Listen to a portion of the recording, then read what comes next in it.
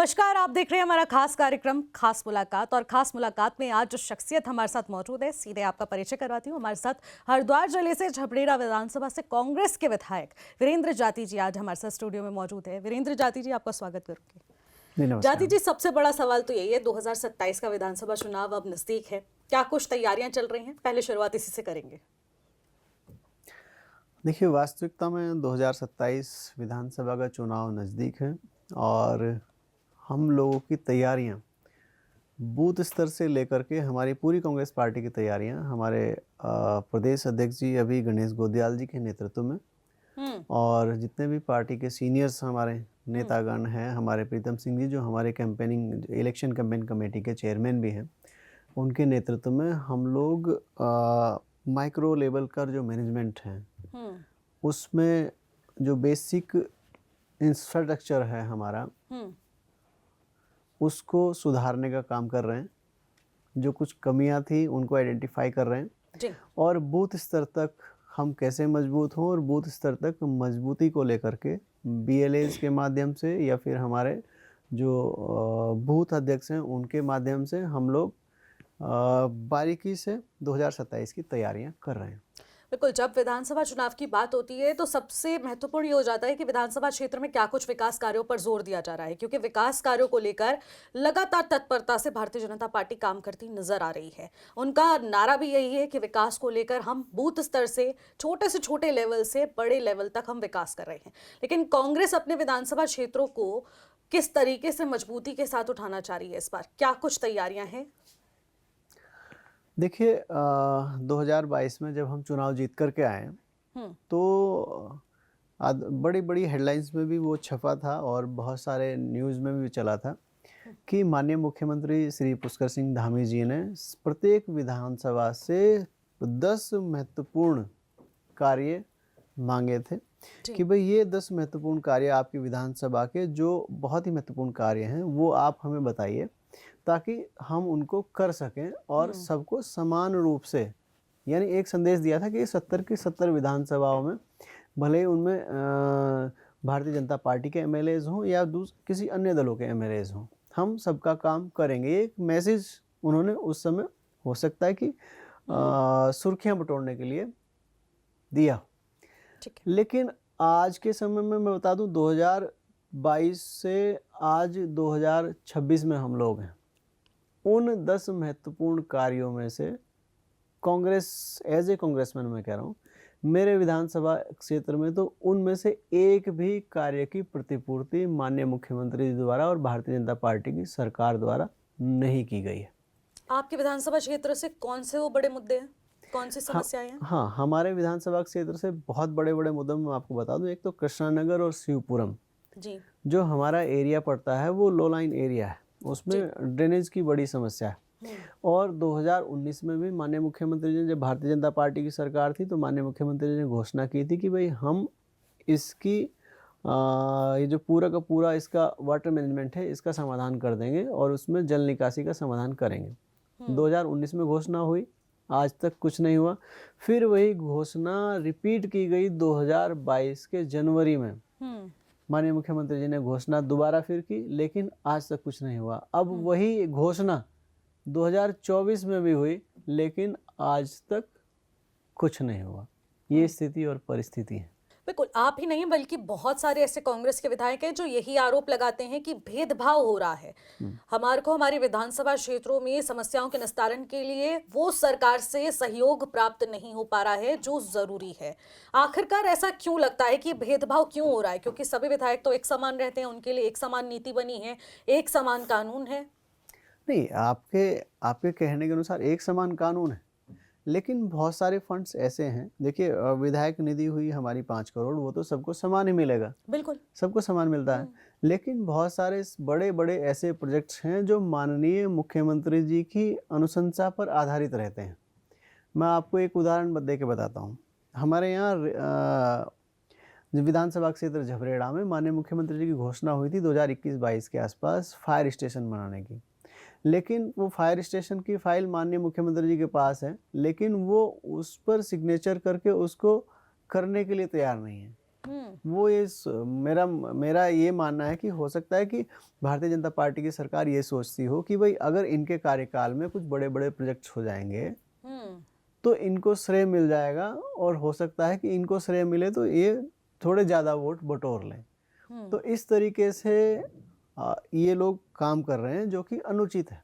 मेरा आपके चैनल के माध्यम से सरकार को और माननीय मुख्यमंत्री जी को भी कहना है कि भाई, सरकार के लोगों को कहना है कि भाई जैसे हम लोगों को जितना वोट मिला है उससे थोड़े ही मार्जिन पे भारतीय जनता पार्टी के कैंडिडेट भी रहे। तो ऐसा नहीं है कि उस विधानसभा क्षेत्र में खाली कांग्रेस के लोग ही रहते हैं, वहाँ अन्य दलों के समर्थक लोग भी रहते हैं, भारतीय जनता पार्टी के समर्थक लोग भी रहते हैं। और जो भी आप सड़क बनाओगे, जो भी सरकार सड़क बनाएगी या जो भी बड़े बड़े काम करेगी, उनका उन योजनाओं का लाभ सब लोग लेंगे। खाली जो जिन्होंने कांग्रेस को वोट दिया है वही नहीं लेंगे, भारतीय जनता पार्टी को जिन्होंने वोट किया है वो भी उसका लाभ लेंगे। तो भाई बड़ा हृदय दिखाते क्या आप ये हुए मानते हैं कि जो विधायकों के साथ जिस तरीके से आप बता रही हैं कि वो भाव नहीं देखने को मिलता सरकार का, तो इससे जनता का नुकसान कहीं ना कहीं होता हुआ नजर आ रहा है उस विधानसभा क्षेत्र की? देखिए, ये वास्तविकता में आमजन का नुकसान है, और आमजन का नुकसान सरकार कर रही है अपने द्वेषों के चलते। ये तो अनुचित है। भाई सब विधानसभाओं में समान दृष्टिकोण अपनाते हुए समान विकास कार्य कराना चाहिए, ये सरकार से मेरा कहना है।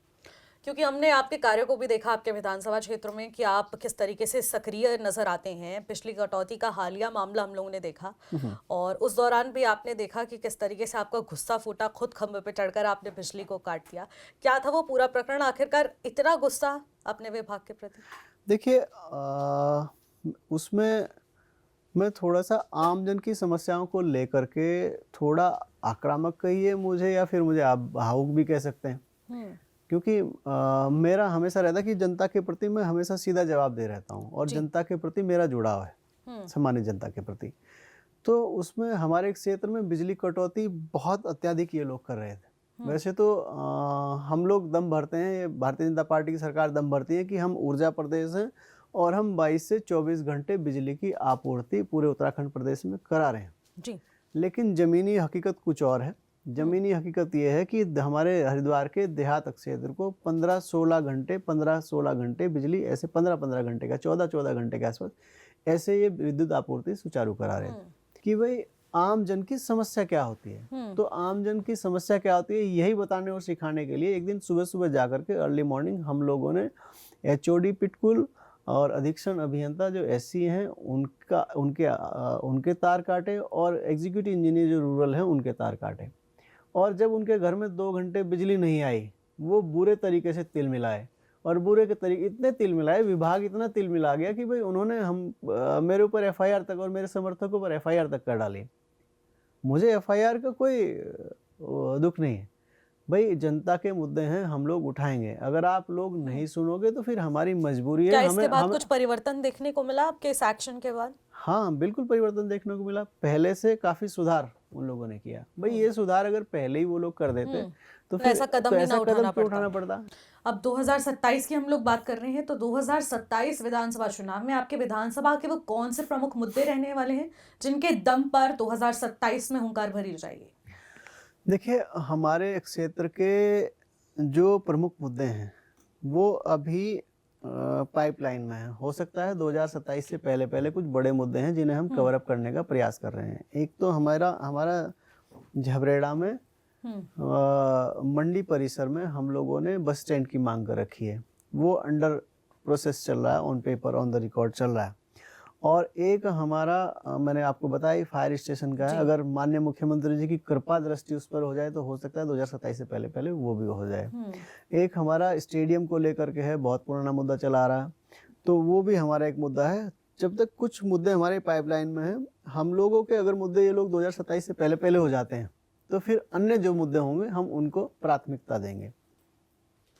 बिल्कुल। देखिए, जिस तरीके के आपने मुद्दे बताए, किसानों से जुड़ा मुद्दा भी बेहद इस वक्त तूल पकड़ता जा रहा है। किसानों की समस्या बहुत ज़्यादा है।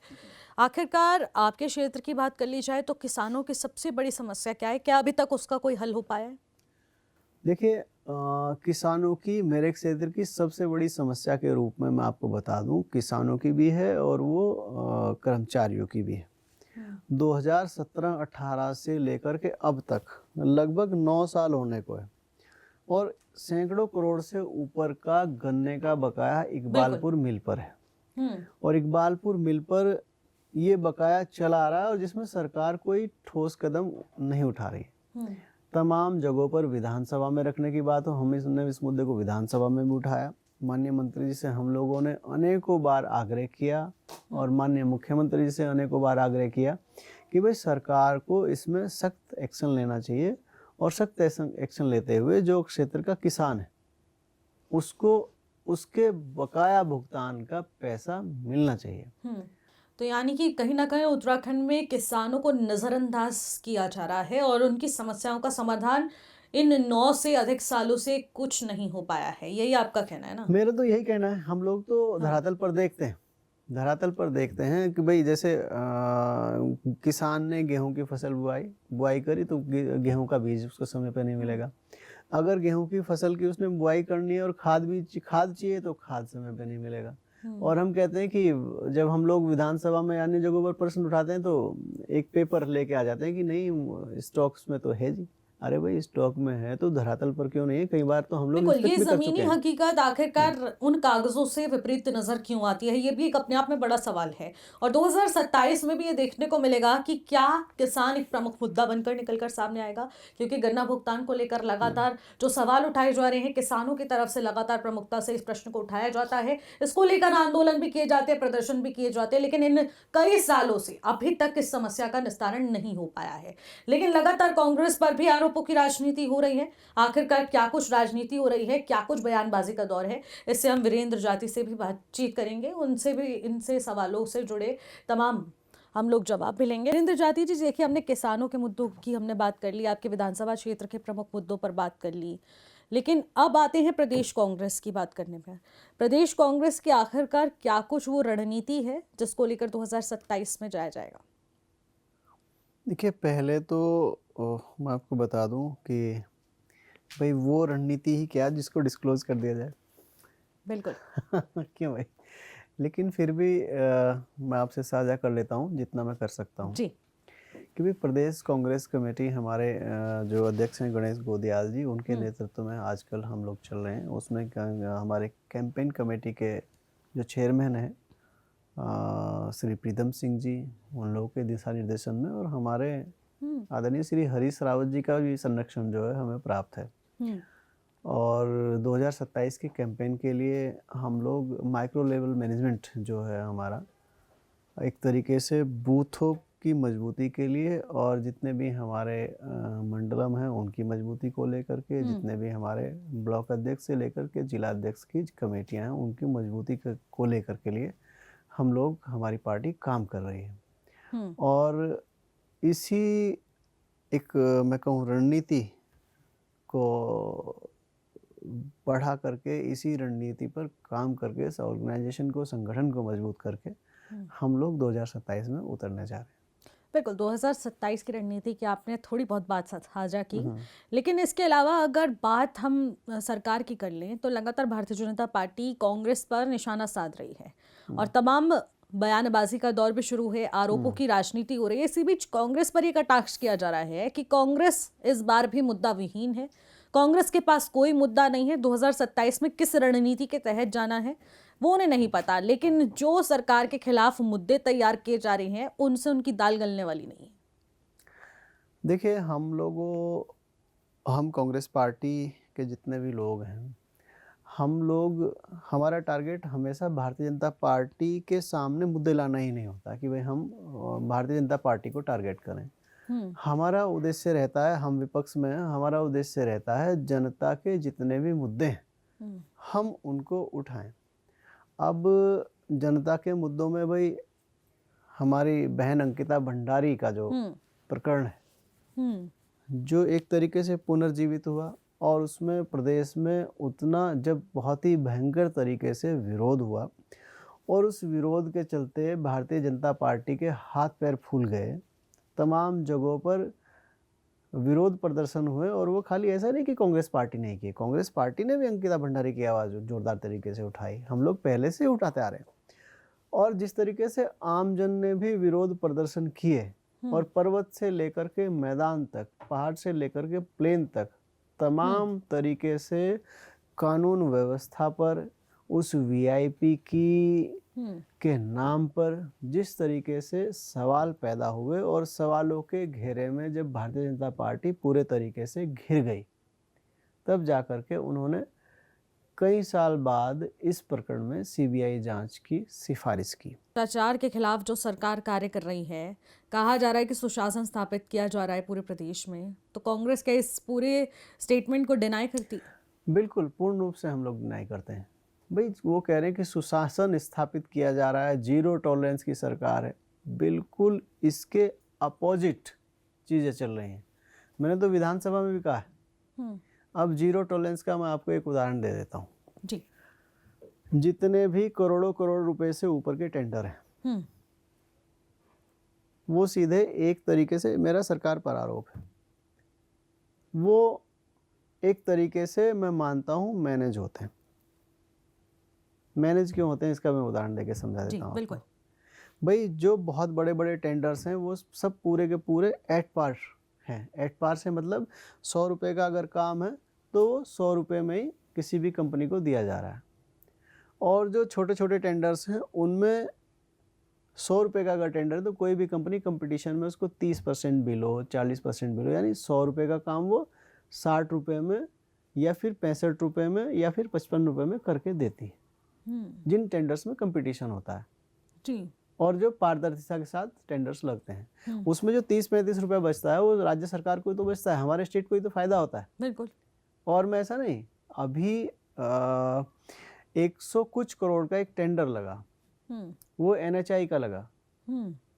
NHI एक काम कर रहा है मंगलौर गुड़ मंडी से लेकर के और मंगलौर को वो फ्लाईओवर करके वहाँ जाम लगता है, उसको एलिवेटेड रोड बना रहे हैं जी।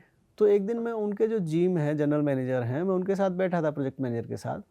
तो मैं उनसे बात कर रहा था ऐसे कि भाई आपका टेंडर कितने का है, क्या प्रोजेक्ट है, कैसे कैसे आप कर रहे हैं। तो उन्होंने मुझे बताया कि NHI के 100 कुछ करोड़ रुपए का जो टेंडर है वो 35% बिलो है।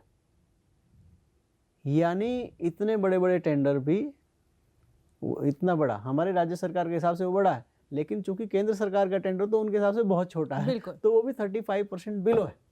तो मेरा सवाल सरकार से ये है कि जितने भी करोड़ों करोड़ों रुपए के बड़े बड़े प्रोजेक्ट्स हैं राज्य सरकार के, वो एट पार क्यों नहीं होते? वो सीधा का सीधा ही उनमें वो एट पार होते हैं, वो बिलो क्यों नहीं जाते? मेरा ये भी सवाल है सरकार से कि भाई हमारे राज्य में जीरो टॉलरेंस तो बिल्कुल भी नहीं है।